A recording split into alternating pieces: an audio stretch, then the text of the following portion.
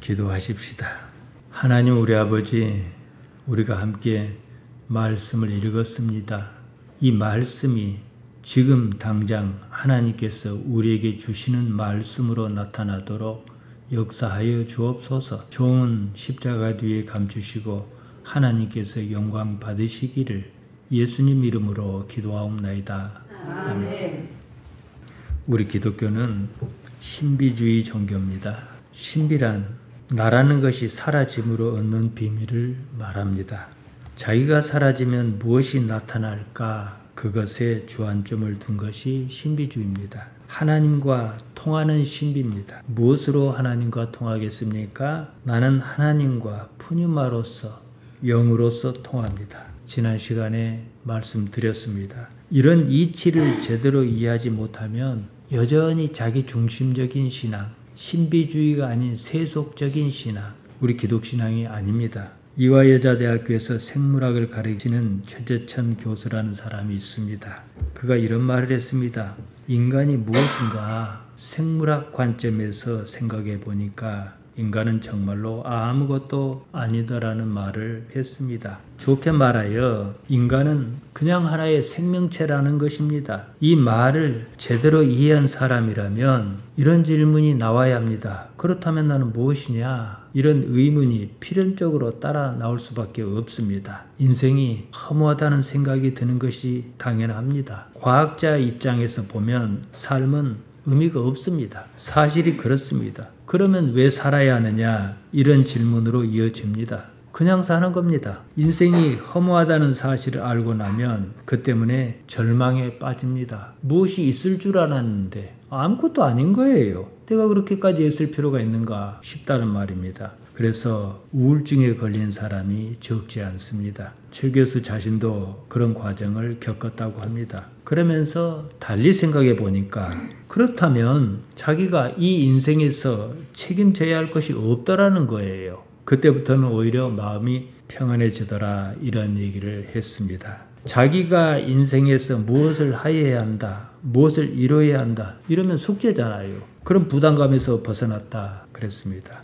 이 최재천 교수는요, 서울대학교에 이어 미국 하버드 대학교를 나온 사람입니다. 나오기만 했냐? 그것도 아니에요. 서울대에서 교수를 했고 하버드대에서 교수한 사람이에요. 난 사람입니다. 가질 만큼 가진 사람이에요. 그러니까 그런 말을 하지 이렇게 생각할 수 있습니다. 자기는 가질 것 다 가졌고 해볼 것 다 해봤습니다. 그렇기 때문에 그런다고 폄하할 수 있습니다. 우리가 그러지 않습니까? 돈에 시달려보지 않은 사람은 이 말을 잘 이해 못합니다. 다 가진 사람이, 충분히 가진 사람이 인생이 별것 있냐, 돈은 다 쓸데없다 그러면 화가 납니다. 자기는 가진 돈을 가난한 사람이 다 나눠주고 그런 말을 하면 또 모르겠습니다. 그러나 그랬든 저랬든 본질은 바뀌지 않습니다. 내가 사는 이 인생에 대하여 내가 책임질 일이 없어야 합니다. 이걸 이해해야 해요. 무엇을 이루겠다는 것이 없는 그런 깨달음이 있으면 오히려 마음이 평안해집니다. 너무 애쓰지 말라는 거예요. 그러면 시험에 빠지기 쉽거든요. 예수님께서도 그 말씀을 하셨습니다. 요한복음 14장 27절에 나옵니다. 예수님께서는 세상이 주는 것과 같지 않은 평안을 주시겠다 그러셨습니다. 세상이 주는 평안이 무엇입니까? 가져야 하고 있어야 하는 평안입니다. 이렇게 보면 예수님께서 말씀하신 평안은 사실은 조금 전에 말씀드린 것과 맥을 같이 합니다. 우리가 불안한 이유는 두 가지 때문입니다. 없어서 불안하고 없으면 없으니까 가져야겠으니까 불안한 겁니다. 못 가지면 어떻게 할까? 그래서 불안합니다. 있으면 있어서 또 불안합니다. 있는 그것을 지키자니까 빼앗길까 봐 불안합니다. 냉정하게 생각해야 합니다. 지금 당장 먹을 것이 없다면 또 모르겠습니다. 보통의 경우 지금 우리나라가 얼마나 잘 사는 나라인 줄 압니까? 실질적으로 유럽의 그 선진국이라는 나라보다 사는 여건이 더 좋습니다. 영국도요, 굶는 사람이 많아요. 딱 지금 우리나라 형편에서 굶어 죽는 경우는요, 거의 없습니다. 고시원 같은 데라도 괜찮다는 생각이 있으면 못할 것도 없습니다. 욕심이 지나쳐서 고통에 빠진 경우가 대부분입니다. 없다 하면서도 굳은 일은 또 안 하려고 합니다. 자기 마음에 드는 일을 하겠다 그럽니다. 그러면서도 또 없다 그럽니다. 자기가 바라는 그것이 그 굳은 일에서 시작한다는 사실을 고려하지 않습니다. 제 설교를 시청하는 사람이 있습니다. 저한테 책을 한 권 보내주었습니다. 자수성가해서 천억대 재산을 가진 사람이 쓴 책입니다. 평소에 제가 설교 중에 했던 얘기가 그 책에는 실예로 가득했습니다. 그가 한 이야기 중에 인상 깊은 내용이 있었습니다. 삶의 밑바닥에서 다시 시작하겠다는 의지가 없으면 성공은 꿈도 꾸지 말라 그랬습니다. 자신 역시 두어 차례 밑바닥에서 다시 시작했다 그렇습니다. 또 한 가지는 무슨 일이나 그 일이 전부인 것처럼 최선을 다하고 그 일에서 가장 좋은 방법을 찾으라 그랬습니다. 나는 이것을 해야겠다 정해놓고 그 일만 하면 그 일이 아니면 도울 거냐는 얘기예요. 근데 되게 그렇게 생각한다는 거예요. 닥치는 일은 무시해요. 어떤 일도 좋지 않은 일은 없다 그랬습니다. 도둑질 같은 것 아니면 말이지요. 요즘은 저의 젊은 날과 다릅니다. 스마트폰 하나만 있으면 무슨 일이든 일자리를 찾을 수 있는 시대입니다. 어째서 의류 매장에 일자리 하나 구했다고 그럽시다. 거기서 성실하게 일할 생각이 없어요. 당장은 손님을 대하는 방법과 어떻게 물건이 왔다가 나가는지, 물건의 품질은 어떠한지, 무엇에 손님이 만족하고 무엇에 불만족한지 많은 것을 배울 수 있습니다. 이런 것은 아예 무시합니다. 어쩌다 그 자리를 잡아놓고도 그 자리가 자기 자리라고 생각하지 않습니다. 내가 이 돈 받자고 이런 일 하자고 여기 왔나 그런다는 거예요. 그러면 성공은 꿈꾸지 말아야 합니다. 그 사람은 자기 마음에 드는 일자리가 생길 때까지 빌빌하며 삽니다. 그런 자리는 없습니다. 낮은 데 처할 생각은 없고 폼나는 데 처할 생각만 합니다. 비천에 처할 줄 모르면 풍부에 처할 기회가 생기지 않습니다. 사도 바울도 그 말을 했습니다. 빌립보서 4장 12절에 나옵니다. 나는 비천에 처할 줄도 알고 풍부에 처할 줄도 알아. 모든 일에 곧 배부름과 배고픔과 풍부와 궁핍에도 처할 줄 아는 일체의 비결을 배워노라 이랬습니다. 대개는 비천에 처하는 일조차도 폼나게 생각합니다. 아니에요. 제가 조금 앞서 말씀드린 것과 같은 맥락입니다. 비천에 처하다는 말 타페이노입니다. 낮추다, 천하게 하다, 굴종시키다, 굴욕을 주다 이런 뜻입니다. 풍부에 처하다 이건 우리가 다 아는 겁니다. 페리쇼입니다. 과도하다, 초과하다, 넘치다, 풍성하다 이런 뜻입니다. 비천에 처할 생각이 없는 사람은 풍부한 데 처할 생각을 하지 말아야 합니다. 그는 풍부한 것을 감당할 능력 자체가 없는 사람입니다. 우리 신앙에는 더욱 그렇습니다. 그것도 저것도 아닌 사람이 많긴 합니다만요. 내가 살겠다는 것이 아니라 하나님 아버지께서 살게 해주시는 그곳으로 살겠다는 것이 우리 기독신앙입니다. 내가 비천하다고 판단한 건 내 생각이에요. 그 일로 인해서 하나님께서 나를 어떻게 이끌고 가실지 나는 몰라요. 근데 왜 그걸 내가 판단하냐는 거예요. 제가 나이가 나인 만큼 가끔 이런 생각을 합니다. 더군다나 하나님께서 인도하실 줄 압니다만 2년 후면은 교회 자체는 문을 닫아야 하지 않습니까?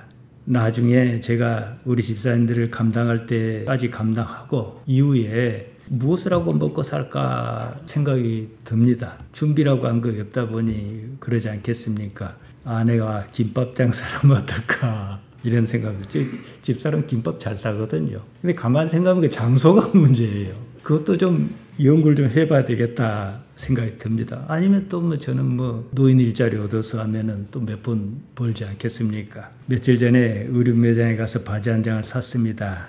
옷이 맞는가 안 맞는가 입어보는 데가 있잖아요. 거기 보니까 매장 점원을 구한다는 쪽지 광고가 붙었더라고요. 아르바이트로 시간당 9,860원을 준다 그럽니다. 금년 우리나라 최저 시급입니다. 대충 10,000원이라 치고 하루 8시간 일주일에 닷새 근무한다 하면은 일주일에 한 40만 원 정도. 이렇게 한 달을 근무하면은 대략 180만 원 정도 받습니다. 그걸 보고 써주기만 하면 내가 저거 할 텐데 싶은 생각이 들어요. 더 잘할 것 같아요. 마태복음 6장에요. 예수님께서 의미심장한 말씀을 하셨습니다. 마태복음 6장 26절입니다. 공중의 새를 보라. 심지도 않고 거두지도 않고 창고에 모아들이지도 아니하되 너희 하늘 아버지께서 기르시나니 너희는 이것보다 귀하지 아니하냐. 이렇게 말씀하셨습니다.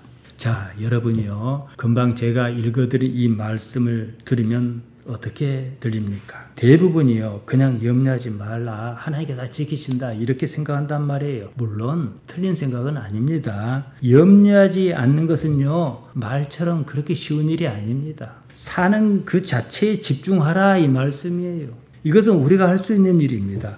우리가 당장 해야 하는 일입니다. 예수님께서는요, 우리를 부자로 만들어 주시겠다고 약속하신 적이 없습니다. 우리를 부자로 만들어 주시려고 십자가에 지시지도 않았습니다. 최소한의 도리를 말씀하셨습니다. 공중의 새가 재물을 모아다 어디다 두겠습니까? 둘 데가 없습니다. 그때그때 할 일만 할 수 있을 뿐입니다.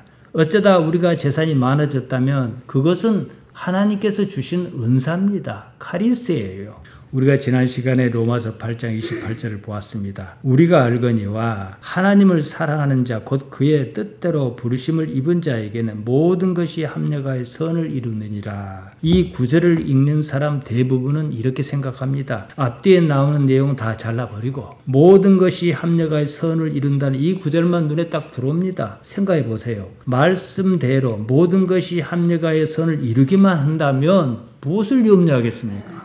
다만 모든 것이 합력하여 선을 이룰 만한 조건을 내가 갖추었는가, 이것을 생각해야 한다는 거예요. 이루게 하신 이는 하나님이시기 때문에 하나님께서 하신 일을 내가 이러고 저러고 할 수가 없어요. 나는 내 일을 해야 해요. 모든 걸 합력해서 선을 이루는 것은 하나님께 하실 일이에요. 내 일이 뭐냐는 거죠. 바울은 여기에 대하여 분명한 원칙을 가진 사람입니다. 그래서 한 말이 빌립보서 4장 6절에 나옵니다. 아무것도 염려하지 말고 다만 모든 일에 기도와 간구로 너희 구할 것을 감사함으로 하나님께 아뢰라 그랬습니다. 아무것도 염려하지 말라는 말은 풍부에 처하든지 비천에 처하든지 그것은 내가 염려하고 만족해하고 그럴 일이 아니라는 거예요. 나는 다만 지금 당장 내가 할 수 있는 그 일을 할 수 있을 뿐입니다. 그것을 소중하게 여기는가, 이 문제예요. 앞서 로마서 8장 28절을 보았습니다. 우리가 놓치지 말아야 하는 중요한 논점이 있습니다. 내가 하나님을 사랑하느냐, 이겁니다. 다른 말로 하면 내가 하나님의 뜻에 따라 하나님께서 의도하신 대로 부르심을 입었느냐는 거예요. 이 두 구절은 서로 보완관계입니다. 하나님께서 정말로 나를 부르셨는지 어쨌는지 모르겠다면 그것을 아는 방법을 찾아야 하지 않겠습니까? 내가 진정으로 하나님을 사랑하는가? 하나님을 사랑하여 이 삶을 사는가, 이겁니다. 앞서 저도 말씀드렸습니다. 인생 자체만 놓고 보면 아무런 의미가 없습니다. 우리는 여러 생명체 중에 하나일 뿐이에요. 무의미합니다. 허무해요. 그 상태로 하면 우울증 걸려야 마땅합니다. 그러나 우리는 우울증에 걸리지 않습니다. 욕심 때문에 우울증에 안 걸린 게 아니고 하나님 때문입니다. 내가 하나님을 사랑하여 이 삶을 사는 것이라면, 내가 하나님 때문에 이 삶을 산다면, 하나님께서 나에게 이 삶을 주셨다고 믿는 믿음이 있다면 말이에요. 나는 하나님을 사랑하는 겁니다. 그러면 모든 것이 합력하여 선을 이룰 것이에요. 내가 하나님을 사랑한다는 사실을 그런 식으로 일단 확인했습니다. 그렇다면 하나님께서 그 뜻대로 나를 부르신 것이 맞습니다. 하나님께서 나를 부르셨으면 모든 것이 합력하여 선을 이루는 것이 당연하지 않겠습니까? 선을 이룬다는 말이 뭐겠습니까? 선, 아가도스입니다. 좋은 거예요. 도덕적 가치로 선을 말한 것이 아닙니다. 하나님께서 보시기에 좋은 것입니다. 기억나지요? 어디선가 들어보았지요? 하나님께서 천지 만물을 창조하셨습니다. 각각의 창조 행위 이후에 공통적으로 하신 말씀입니다. 보시기에 좋았더라 이랬습니다. 창세기 1장에 보면 이 말이 창조 사역 하나하나 끝날 때마다 나와요. 좋다는 말 히브리 말로 토브입니다. 헬라 말로 아가도스입니다. 하나님께서 보시기에 좋았다 그러셨으니 얼마나 좋았겠습니까? 내가 보기에 좋은 거 아니에요. 하나님께서 보시기에 좋은 것은 궁극적으로 좋은 겁니다. 내가 보기에 좋은 것은 내일 가면 안 좋을 수도 있어요. 내가 보기에 싫은 것은 내일 가서 보면 좋을 수도 있어요. 나를 믿을 수가 없어요. 우리가 좋다고 여기는 궁극의 경지입니다. 창세기 13장에 이런 얘기가 나옵니다. 아브라함과 조카 롯이 육축이 많음으로 서로 떨어져 살기로 했습니다. 아브라함이 조카에게 이쪽이든 저쪽이든 선택하라며 선택권을 줬습니다. 창세기 13장 10절입니다. 이에 롯이 눈을 들어 요단 지역을 바라본즉 수알까지 온 땅에 물이 넉넉하니 여호와께서 소돔과 고모라를 멸하시기 전이었으므로 여호와의 동산 같고 애굽 땅과 같았더라. 무슨 말입니까? 롯이 보기에 좋았더라 이 말입니다. 사람이 보기에 좋았습니다. 그래서 롯은 자기가 보기에 좋은 대로 요단 동편을 선택했습니다. 롯은 자기 느낌, 자기 감정을 믿었습니다. 그 결과 모든 것을 잃었습니다. 아내마저 잃었습니다. 두 딸과 함께 소돔을 빠져나오는 길이었습니다. 아내는 그만 소금 기둥으로 변하고 말았습니다. 우리 기독신앙인은 내가 보기에 좋은 것을 선택하지 않을 능력이 있습니다. 하나님께서 보시기에 좋은 것을 선택하는 사람이 이게 영성입니다. 하나님께서 이 삶을 주셨다고 믿으면 나는 지금 이 삶에 오롯이 집중해야 합니다. 나에게 주어진 이 삶이 풍부한가 비천한가 이것은 별로 중요하지 않습니다. 내가 이러고 저러고 할 문제도 아닙니다. 나는 다만 삶을 성실하게 살 뿐이고 그 삶에 하나님께서 나타나실 뿐입니다. 나는 삶에서 하나님을 의식합니다. 이것이 영원을 사는 것이며 곧 영생입니다. 그러는 가운데 모든 것이 합력하여 선을 이룰 것입니다. 이런 이해를 가지고 바울이 말한 것을 보아야 합니다. 31절입니다. 그런즉 이 일에 대하여 그런즉 그러면 앞에 다 이렇게 얘기했다 이 얘기입니다. 우리가 무슨 말 하리요? 만일 하나님께서 우리를 위하시면 누가 우리를 대적하리요? 그러니 우리가 무슨 말 하겠느냐? 이렇게 이야기를 풀어갑니다. 이렇게 사실을 알고 보니 더는 할 말이 없다 이 뜻입니다. 대적하다 카타입니다. 뭐뭇에 대하여 뭐뭇으로부터 뭐뭇 때문에 이렇게 쓰입니다. 여기서 카타가 속격으로 쓰여 카드라 그랬습니다. 누가 우리를 대적하리요? 이 말은 원문에서 티스 카드 휘먼입니다. 누가 우리의 반대냐? 누가 우리를 대하겠느냐? 이것입니다. 우리와 생각이 다른 거지요. 여기서 우리는 하나님과 생각이 같아진 상태로서 우리를 말합니다. 롯처럼 사람의 생각을 하지 않는다는 전제가 따라 붙습니다. 그렇다면 말이에요. 더는 우리에게 대적이 없다는 거죠. 우리가 이 세상을 사는데 저항하는 것이 무엇입니까? 사탄입니까? 삶이 불행하다는 사실입니다. 사탄은 불행의 개념입니다. 관념적인 개념이에요. 이런 개념은 어떤 의미를 전달하는 효과 말고는 실제적으로 아무런 가치가 없습니다. 지난 시간에 보았습니다. 바울이 말하는 삶은 이런 구조입니다. 삶이 불행한 것은 하마리테아 때문이다. 하마리테아가 무엇인지는 설명하지 않아요. 설명할 수도 없습니다. 결과를 가지고 얘기하는 것이기 때문에 말이지요. 삶이 하마리테아 상태에 빠졌다는 거예요. 그런 이유는 육체 곧 사르크스의 환경 문제로 보았습니다. 여기서 우리를 대항하는 것이 생겼다 이야기입니다. 우리가 하나님을 사랑합니다. 하나님께서 당신의 의도대로 우리를 부르셨습니다. 여기까지 확인했습니다. 그렇다면 삶에 이런 저항이 아무런 문제가 없다 이 말을 하려는 겁니다. 32절입니다. 자기의 아들을 아끼지 아니하시고 예수님의 사건을 가리킵니다. 바울이 그렇게 이해했다 이겁니다. 바울은요 유대인입니다. 유대인 중에서도 유대인입니다. 이 점을 잊지 말아야 합니다. 바울은 유대인 중에서 예수님을 믿은 사람이에요.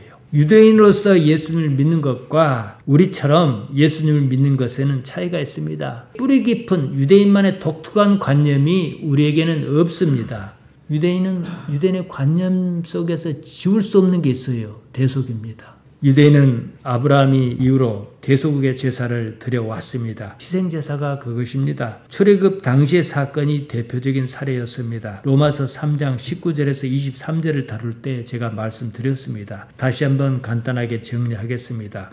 출애굽기 12장에 애굽의 재앙이 내렸습니다. 집집마다 마다들이 죽었습니다. 10가지 재앙 중에 마지막 재앙이었습니다. 히브리 백성의 집에는 죽음이 그냥 지나갔습니다. 죽음이 유월하였습니다. 그것을 기념하여 유월절이라 그럽니다. 죽음이 어떻게 유대인의 집인지 아닌지 구분했느냐? 문설주의 어린 양의 피를 발랐기 때문이었습니다. 그 행위 자체가 하나님의 말씀에 순종하는 것을 의미합니다. 어린 양의 피를 바르려면 어린 양이 죽어야 하잖아요.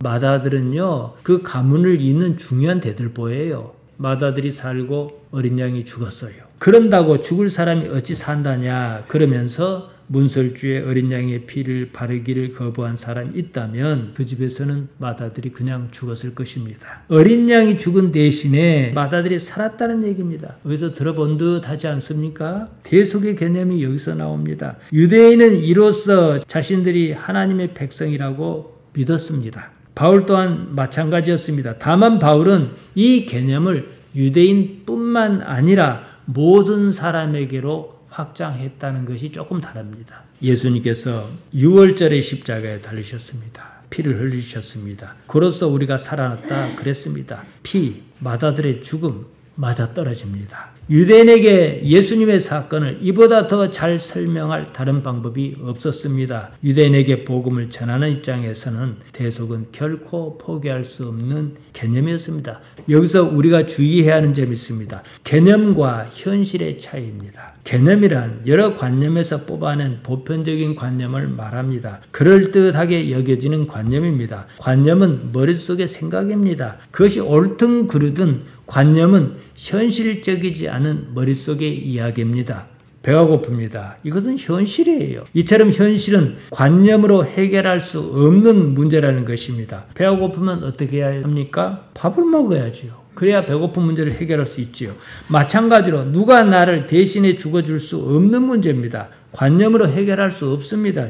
죽음은 현실적인 일입니다. 다만 그 흐름, 그 맥락은 그대로 가져올 수는 있습니다. 누군가가 그렇게 해서 살아났습니다. 그렇게 했더니 정말로 살아났다는 거예요. 그 누군가가 누굽니까? 나사렛 그분이라는 거지요. 그러면 나도 그렇게 해볼 수 있습니다. 이렇게 봐야 해요. 예수님의 십자가 사건을 그저 관념으로 볼 것이냐 아니면 현실로 볼 것이냐 이 점을 분명히 해야 합니다. 제가 지적하는 것은 대부분의 기독 신앙인이 예수님의 사건을 관념으로 바라본다는 겁니다. 예수님께서 십자가를 지셨다며 그 사실을 얘기합니다. 여기까지는 문제가 없습니다. 정작 자기는 십자가를 질 생각이 없습니다. 예수님께서 나를 대신해서 십자가를 져 주셨는데 내가 십자가를 질 이유가 무엇이냐 이렇게 나옵니다. 예수님께서 분명히 말씀하셨습니다. 당신을 따르겠다는 사람에게 말이지요.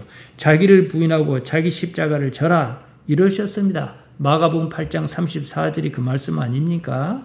실제로 예수님께서 그러신 것처럼 자기를 부인하고 자기 십자가를 지는 단계에 이르러야 예수님께서 느끼셨을 그 신비에 도달할 수 있습니다. 사도가 그랬습니다. 그렇게 살았습니다. 예수님께서 나 대신 죽어주셨다 그러면서 모든 것이 다 틀어지고 말았습니다. 그렇다 보니 십자가의 능력 자체가 사라지고 말았습니다. 탐욕이 그 자리를 대신했습니다. 죽기는 예수님께서 죽으시고 나는 복받아 이 땅에서 잘 살겠다 이렇게 하지 않습니까? 오늘날 기독교가 처한 문제가 이겁니다. 그러면 기독교를 할 수 없습니다. 그들은 교회를 믿습니다. 기독교가 아니라 교회교입니다. 하나님께서 당신의 아들을 내주셨습니다. 여기서 우리는 하나님의 아들이라는 개념을 올바르게 이해해야 합니다. 우리와 같은 인간 세계에서 아들 그러면 아버지와 어머니가 있다 이 뜻 아니겠습니까? 그래서 한때 너무 이건 차별이다. 아버지는 남성 아니냐. 이래가지고 일부 진보 신학에서는 하나님 아버지를 하지 말고 하나님 어머니라 하자 이랬던 적이 있습니다. 이것은 개념 이해를 못해서 그런 겁니다. 아들이란 말은 한 세대 아랫세대를 가리킵니다. 한 세대 아랫세대의 아랫세대는 뭡니까? 손자지요. 하나님의 아들에게는 어머니가 따로 없습니다. 따라서 여기서 말하는 아들이라는 말의 개념은 우리와 다르다는 거예요. 아들, 휴스는 아랫세대가 아닌 아래 차원의 존재를 가리킵니다. 하나님께서 계시는 어떤 차원이 있는데 그 차원 밑이다. 이 밑에 차원이 어디예요? 우리가 사는 세상이지요. 하나님께서는요, 어떻게 보든 우리와 같은 차원의 존재는 아닙니다. 우리보다 위차원의 존재지요. 우리가 하나님을 아버지라 부릅니다. 그러면은 세대의 존재다 이런 뜻이 아니에요. 위의 차원의 존재다 이 뜻입니다. 하나님의 아들이라는 표현은 우리가 이해하는 세대에서 세대로 이어지는 개념을 도입한 겁니다. 달리 어떻게 설명할 방법은 없어요. 그럼 우리가 가장 쉽게 이해하는 것으로 설명해야 한다는 거지요. 사람의 아들이 아랫세대의 존재를 가리키는 것처럼 하나님의 아들은 아래 차원의 존재를 가리키는 개념입니다. 누가복음 20장에 이런 얘기가 나옵니다. 사두개인은 부활이 있을 수 없는 일이라고 주장했습니다. 왜냐? 제가 바로 앞서 말씀드린 그런 식으로 이해를 했기 때문이에요. 사두개인이 예수님께 나와 물었습니다. 7 형제가 있는데 마지가 결혼했습니다. 자식이 없이 죽고 말았습니다. 고대사에서 그들에게는 대를 이어야 하는 계돈의 관습이 있었습니다. 자식이 없었으니까 대를 못 이을 것 아니겠어요. 그러면 둘째가 그 여자를 취하였습니다. 7이 다 그와 같이 하다가 자식이 없이 죽었어요. 그 여자도 죽었습니다. 그러면 부활의 때 그 여자의 남편이 누구냐 이렇게 질문했습니다. 논리적으로 당신의 말은 안 맞다. 그러니까 부활 같은 소리 하지 말아라 이 말을 하려는 거예요. 그렇게 보면 그렇잖아요. 땅의 시선으로 보면 그들의 말이 맞잖아요. 예수님께서 여기에 답하셨습니다. 누가복음 20장 34절에서 36절에 나옵니다. 예수께서 이르시되 이 세상의 자녀는 장가도 가고 시집도 가되 저 세상과 및 죽은 자 가운데서 부활함을 얻기에 합당히 여김을 받은 자는 장가가고 시집가는 일이 없으며 그들은 다시 죽을 수도 없나니 이는 천사와 동등이요 부활의 자녀로서 하나님의 자녀임이라 이렇게 말씀하셨습니다. 여기서 자녀라는 말 휴스 아들입니다. 그러니까 아들이라 그러면 뭐 딸은 빼고 아들이다 이렇게 쓰지는 않는 경우가 참 많아요. 남녀가 결혼하여 자식을 낳고 이런 일은 우리가 사는 세계에서 있는 일입니다. 하나님의 세계는요. 우리의 이해를 뛰어넘는 세계입니다. 그러니까 우리가 사는 세계에서 이루어지는 걸 가지고 그 세계도 그럴 것이라 생각하면 오산이라는 거예요. 이해를 못하면 그냥 넘어가야지요. 하나님의 세계는 최소한 여기보다 한 차원 이상 더 높은 차원일 것입니다. 거기서는 여기처럼 남자와 여자가 만나서 결혼하고 이래야 하는 것이 없는 세계라는 것입니다. 왜냐? 차원이 다르니까요. 이 말씀에 비춰보면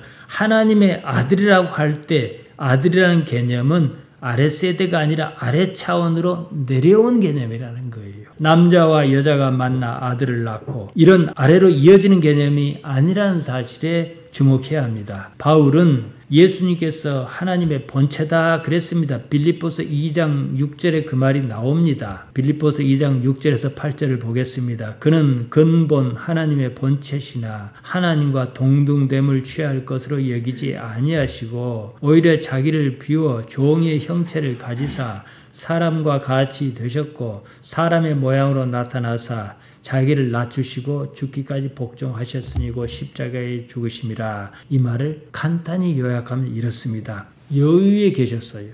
내려오셨다 이 말이에요. 그러다 다시 위로 가셨다 이거. 근데 이 위의 세계는 우리처럼 당신, 나, 너 이런 구분이 없을 수도 있어요. 그러니까 이 위에 있다 그러면은 다 하나일 수 있어요.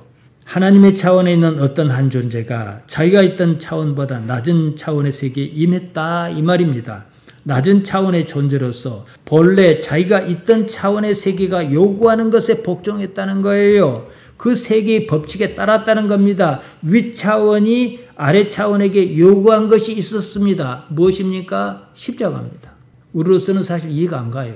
예수님께서는 하나님과 본체셨습니다. 하나님과 동등하다 이 말입니다. 하나님과 하나셨습니다. 무슨 이유로 아래 차원의 세계에 내려오셨습니다. 그러시고는 위 차원의 세계에서 통하는 그 세계에서 통하는 그 법칙에 따라 사셨다는 거예요. 그로써 예수님께서는 우리 차원에 사셨지만 위 차원의 그 존재성을 결코 포기하지 않으셨다는 얘기입니다. 보통 사람처럼 살다 그냥 죽고 마는 길을 선택하지 않으셨다는 거예요. 죽음은 삶의 끝을 의미합니다. 삶이 그냥 끝나는 거예요. 우리는 그러지 않습니다. 따라서 우리를 어떻게 해야 해요? 이 땅에 살 때 저 위에 있는 사람으로 살아라는 거예요. 예수님을 본받아서 말이죠. 왜냐? 이 땅에 죽음이 없으면도 모르겠어요. 그러나 이 삶은 죽음으로 정리를 해야 해요.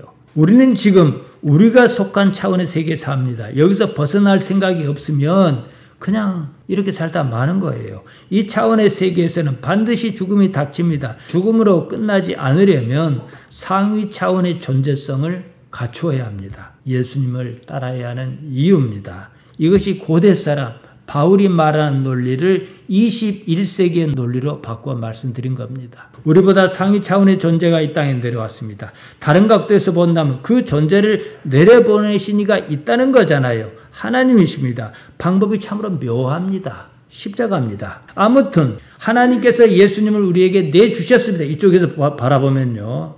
그렇다면 그 아들과 함께 모든 것을 우리에게 주시지 않겠느냐? 이것이 바울의 논리예요. 그 논리가 참으로 희한합니다. 그렇다고 마냥 거부할 수는 없습니다. 그렇잖아요. 여기까지 이해하셨으면 33절과 34절은 그냥 이해할 수가 있습니다. 하나님께서 앞서 이러고 저러고 다 하셨는데 무엇이 문제냐는 겁니다. 예수님께서 다시 하나님의 차원으로 올라가셨다는 말입니다. 예수님께서 이제 할 일을 다 하셨으니까 거기 가만히 있으시겠느냐? 우리를 위하여 간구하시지 않겠느냐? 엔티카네이 탄원하시지 않겠느냐? 이 말입니다. 물론 바울의 보고한 말은 아니에요. 납득할 만한 추정입니다. 앞서 바울은 예수님께서는 하나님의 본체시다 그랬습니다. 그 본체의 자리에 본체의 차원으로 다시 올라가셨습니다. 다시 하나님의 본체로서 있는 그 상태를 말합니다. 그럼 뭐예요? 그냥 하나님이지요. 하나님이라고 하는 존재는 우리와 다릅니다. 여럿인 듯 하나고 하나인 듯 여럿입니다. 그래서 창세기에 하나님께서 인간을 창조하실 때 뭐라고 하셨습니까? 우리가 그랬어요. 여럿인 것처럼 보이잖아요. 우리가 지각하는 이런 세계가 아니라는 사실에 주의해야 합니다. 결국은 하나님께서 바라시는 것이 예수님께서 바라시는 것이고 예수님께서 바라시는 것이 하나님께서 바라시는 것이다 이 말입니다. 이루어질 것은 반드시 이루어지고 맙니다. 이것을 말합니다. 그러니까 그 흐름에 편승할 수 있느냐 올라탈 수 있느냐 이게 우리 신앙이에요. 35절에서 39절은 우리가 사는 삶에 어떠한 위협이 있을지라도 하나님의 사랑에서 끊을 수 없다 이 얘기를 하는 거예요. 따로 설명이 필요하지 않습니다. 앞에서 말한 조건만 갖춘다면 하나님을 사랑한다면 이것은 일찍이 정해진 일입니다. 8장 37절에서 39절입니다. 그러나 이 모든 일에 우리를 사랑하시는 이로 말미암아 우리가 넉넉히 이기느니라. 내가 확신하노니 사망이나 생명이나 천사들이나 권세자들이나 현재일이나 장래일이나 능력이나 높음이나 깊음이나 다른 어떤 피조물이라도 우리를 우리 주 그리스도 예수 안에 있는 하나님의 사랑에서 끊을 수 없으리라. 이런 말씀을 접하면 되게 무슨 주문을 외운 것처럼 그렇게 생각합니다. 자기 최면을 거는 것처럼 받아들입니다. 아무리 그래도 소용없는 일입니다. 그런다고 그러냐는 거예요. 그래 보아야 의미가 없습니다. 앞에서 말한 조건을 충족한 이유라면 이 말씀은 그냥 자연스럽게 다가와야 해요. 그렇게 살아야 그런 일이 있습니다. 하나님께서 이 삶을 주셨다고 믿는다면 지금 이 삶에 오롯이 집중해야 합니다. 나에게 주어진 이 삶이 풍부한가 비천한가 이것은 의미가 없습니다. 내가 이러고 저러고 할 문제도 아닙니다. 그러는 가운데 모든 것이 합력하여 선을 이룰 것입니다. 나는 다만 온 힘을 다하여 이 삶을 살 뿐이고 내가 사는 이 삶에 하나님께서 나타나시는 것입니다. 내가 할 일은 단 하나밖에 없어요. 내가 온 힘을 다하여 사는 이 삶에 하나님께서 어떻게 나타나시는가 지켜보는 의식으로 살아야 한다는 거예요. 나는 이 삶을 사는 중에 하나님을 의식합니다. 이것이 영원을 사는 거예요. 하나님을 아니까요. 지금 이 사는 삶에서 하나님을 생각하며 삶에 집중해야 합니다. 하찮은 일은 없습니다. 하나님께서 나를 어떻게 이끌고 가시는지 의식을 일깨워 거기에 집중하며 사시기를 바랍니다. 기도하십시다. 하나님 우리 아버지, 우리의 연약함을 붙들어 주옵소서. 이 땅에 살면서 하나님의 세계를 바라보는 눈을 가지게 하여 주옵소서. 그 능력으로 살도록 우리를 붙들어 주옵소서. 예수님 이름으로 기도하옵나이다. 아멘.